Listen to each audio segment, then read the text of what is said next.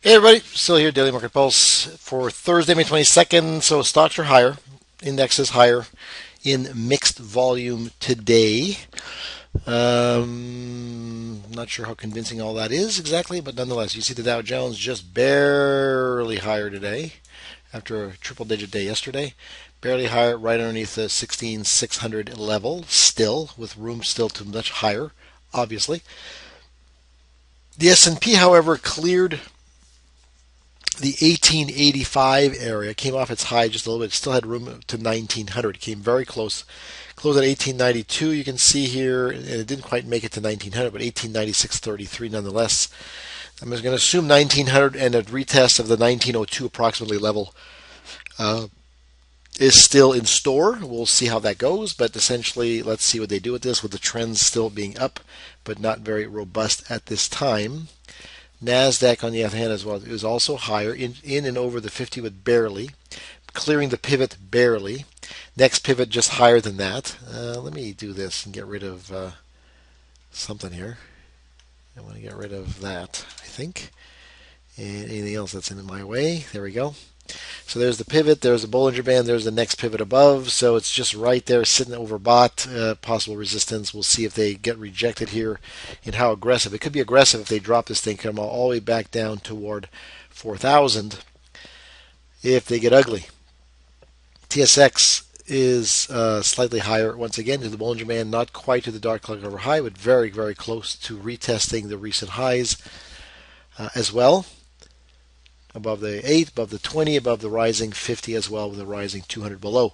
The DAX gapped higher, stayed higher, almost a hanging man like formation with room slightly higher into 9,800. We'll see if that is sustainable or not. We have the US dollar, Canadian dollar, which is holding below a declining 20, declining 50 as well.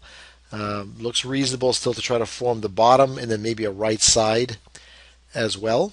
Euro holding steady at support at 137 for the time being. And then treasuries are still declining in the support zone that we anticipated. Let me do this here. I just want to get rid of some of that. We don't need all that over there. So that's the support area still with a 20 directly below. A couple of lower shadows of reasonable size in the last 2 days, meaning some of the buyers are stepping in, but not fully conclusive as of yet, but they're attempting. The Japanese yen went higher, faded, closed down compared to yesterday's session, but still attempting to get into 99 plus, but struggling, but still there, attempting to do so as well. Gold still kind of sideways, quiet, attempting higher levels, but not quite getting through resistance above, but certainly attempting to do so. Watch out for that kind of volatility possibly blowing through, maybe on some other world-related news. And silver is kind of doing the same thing. It had a pop higher into the 50-day moving average, approximately 1980. There it is, and then retraced back toward 1906, 1905, 1950, 1950 approximately, and closed there. But still looks good on the bullish side going forward as well, just like we just saw in gold. When we move over to crude, crude had a huge thrust yesterday. Right there it is, following inventories, and then today gapped lower on the open through the pit time frame, and then just formed a bearish hottomy right at or near resistance level. So at a minimum, profit taking at a pause. Possible sell signal here. Of course, it is a sell signal, but the fact that where it opened and closed makes it even more bearish. And I'm not sure we're going to need much more confirmation, but I know that we're going to be going lower. Question is how low. 103 seems reasonable. We'll see. That's a good 76 or 75 ticks. Anyway, so $750 to the downside potentially per contract. Let's look at small caps.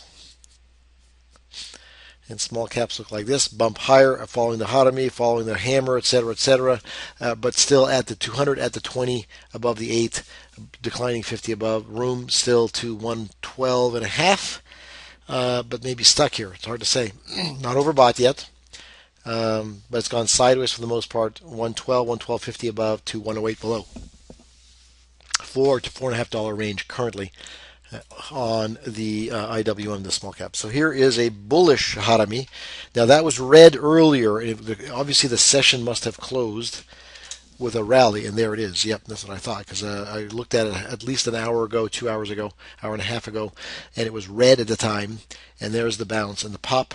Thought That's significant, but still, it's still giving you a bullish hottomy at a place where I thought support was existing, right around 12, and it closed at 12.